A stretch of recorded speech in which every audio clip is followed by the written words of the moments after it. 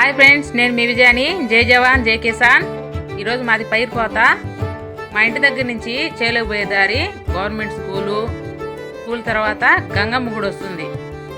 ఇటుపక్క అయితే స్వర్ణముఖి నది, రెండు నదుల కలయికని ఒక వీడియో తీసి పెట్టాను కదా, అది గంగమ్మ గుడి తర్వాత వచ్చి వాటర్ ట్యాంక్ వస్తుంది.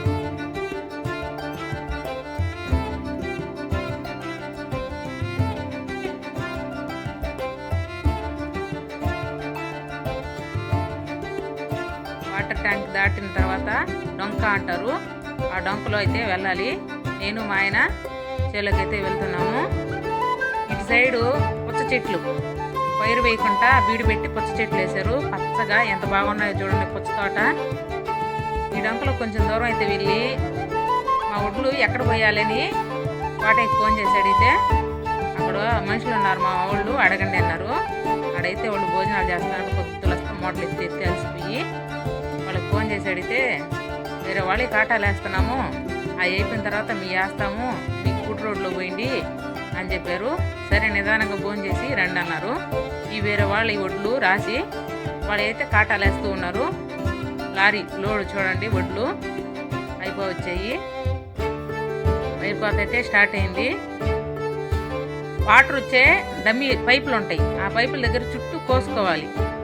వెనక్కి వచ్చి చూడకుండా ట్రాక్టర్లు అట్లాంటివి తొక్కేసి మొరడెత్తున్న డమ్మి కాస్త భూమిలోకి వెళ్ళింది. అలాంటి ప్రాబ్లం రాకుండా ముందుగానే కోసి చూపిస్తాను. పైరు కోసేటప్పుడు వెనకన్నే వచ్చి ఎక్కడన్నా ఎన్నులు తక్కువయ్యాయని చెక్ చేసుకుంటూ గెనె మీద గడ్డి అయితే పక్కకు దోసేయాలి. ఎందుకంటే రేపు గడ్డి కట్టే మిషన్ వచ్చినప్పుడు గిన్నెల మీదకైతే ఎక్కి కట్టదు, పక్కన దోస్తే నీట్గా చుట్లుగా కట్టేస్తుంది. ఈ మసూర పైరు రేపు వేణు పదుల్లో కలవకుండా కూడా కేడిగింజ రాకుండా ఉండే అవకాశం ఉంటుంది. అది కూడా ఒక ఆదాయమేను. గిడ్డు చూడు సైడ్ దోసేస్తుంది. వెనకాల కూడా గల్ల వస్తుంది. ఆ గల్లలో ఏమైనా ఒడ్లు పోతున్నాయా లేదనా మిషన్ చుట్టూరు చెక్ చేసుకోవాలి. డ్రమ్ము నిండిన తర్వాత ట్రాక్టర్ని పైరు మిషన్ కోసే దగ్గరికి పంపించుకోవాలి. అప్పుడు డ్రమ్ము నిండగానే ట్రాక్టర్లో ఒడ్లు పోసేస్తుంది. రైతు ఎంత 6 నెలల కాలాల పాటు కష్టపడి పండించిన పంట కోసి ఆ గింజలో ట్రక్కులో పడుతుంటే ఆనందమే వేరు. ఆ వాసన ఎంత అందంగా ఉంటుందంటే, ఎంత సువాసనగా ఉంటుందంటే, పైరు కోసేటప్పుడు అంత సువాసనగా ఉంటుంది.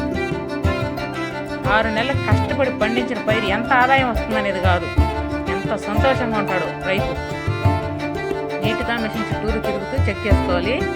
మా ఆయన ట్రక్కు నిండిన తర్వాత ఇది కూటు రోడ్లో పోసి ఇంకో ట్రక్కు చుట్టూరు ట్రక్కుతోటే కైలోకి వచ్చి అలాగ ఆయన తిరుగుతూ ఉన్నాడు. నేను మిషన్ చుట్టూరు తిరుగుతూ చెక్ చేసుకుంటూ ఎక్కడ నీళ్ళు పోతే పోసుకుంటూ నేను కైలో ఉన్నాను. రెండో ట్రక్ అయితే నిండింది. ఇవన్నీ తీసుకెళ్ళి కూటు రోడ్లో పోయాలి. ఒక ట్రాక్టర్ పోయి ఇంకో ట్రాక్టర్ వచ్చేదానికి 10 నిమిషాలు టైం పడుతుంది. ఈ గ్యాప్లో ఏదన్నా నిండిపోయిందనుకో మిషను, ఒక 5 నిమిషాలు ఆపండి అంటే మిషన్ డ్రైవర్ కూడా ఆపుతాడు.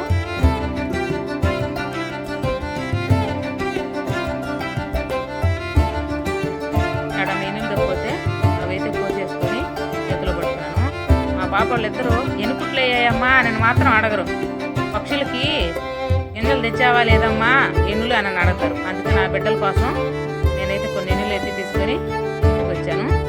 లాస్ట్ డ్రమ్ము లాస్ట్ ట్రిప్పు అయిపోతే అయితే కంప్లీట్ అయిపోయింది.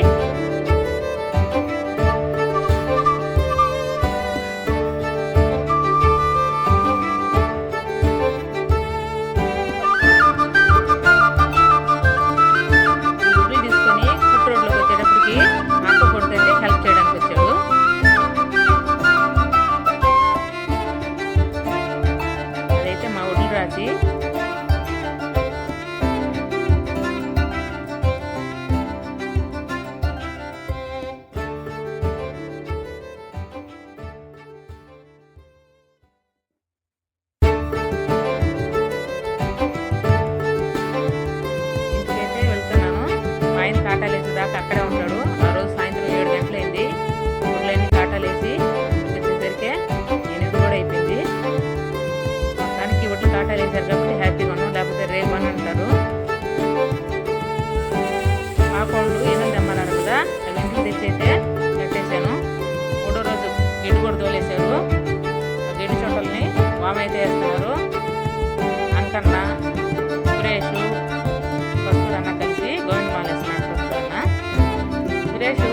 పనులు హెల్ప్ చేస్తాడు మా ఆయనకి. ఏదైనా మోటార్ ట్రబుల్ వచ్చినా, కైలో ఏదైనా మోటార్ లాగాలన్నా కాలిపోయినప్పుడు అట్లాంటప్పుడు బాగా హెల్ప్ చేస్తాడు సురేష్.